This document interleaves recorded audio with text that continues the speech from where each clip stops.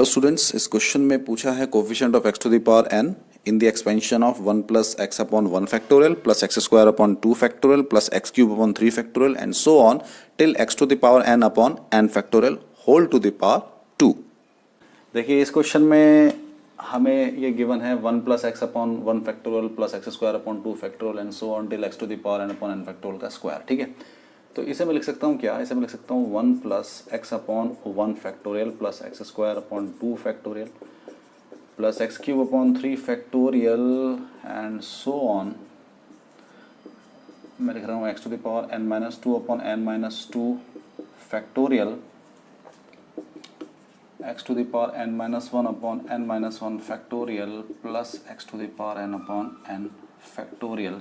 ठीक है, और इसका मल्टीप्लिकेशन हम कर रहे हैं 1 plus x upon 1 factorial plus x square upon 2 factorial plus x cube upon 3 factorial और plus x to the power n minus 2 upon n minus 2 factorial plus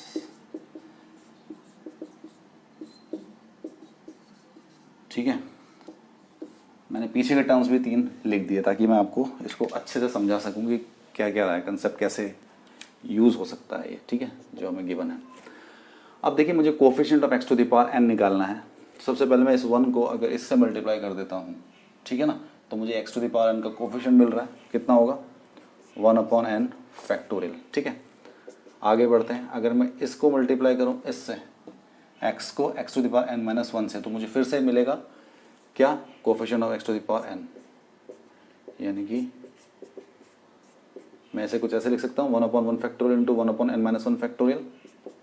आगे बढ़ते हैं, अगर इसको लूँगा तो मैं इसके साथ लूँगा तो ये हो जाएगा कितना, 1 अपॉन 2 फैक्टोरियल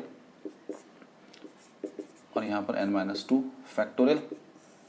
ठीक है, ऐसे ही जब मैं इधर लूँगा x to the power n minus 2 के लिए लूँगा तो मैं किसे लूँगा, मैं ऐसे लूँगा तो मुझे फिर से मिलेगा यहाँ पर 1 अपॉन n माइनस 2 फैक्टोरियल।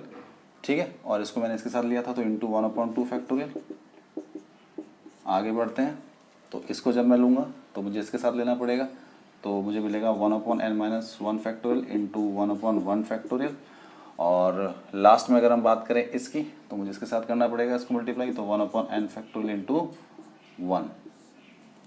ठीक है, तो ये मुझे एक्सप्रेशन यहाँ पर मिल रहा है। ओके, अब आप देख सकते हैं कि यहाँ पर सिमिलर कुछ सिमेट्री आपको दिखाई दे रही होगी। ठीक है, अब हम इसको सिंप्लीफाई कैसे करेंगे, देखने वाली बात ही है। अगर मैं ऐड करने बैठ जाऊँ उनको तो बड़ा कॉम्प्लिकेटेड हो जाएगा ये। ठीक है, तो उसकी जगह मैं क्या कर सकता हूँ, यहाँ पे मैं 1 लिख लेता हूँ, 1 था यहाँ पर भी, तो उसकी जगह मैं क्या कर सकता हूँ, मैं ऐसे लिख सकता हूँ 1 upon 0 factorial into 1 upon n factorial, 1 upon 1 factorial into 1 upon n minus 1 factorial, 1 upon 2 factorial into n minus 2 factorial and so on. एक साथ ही लिख लेते हैं,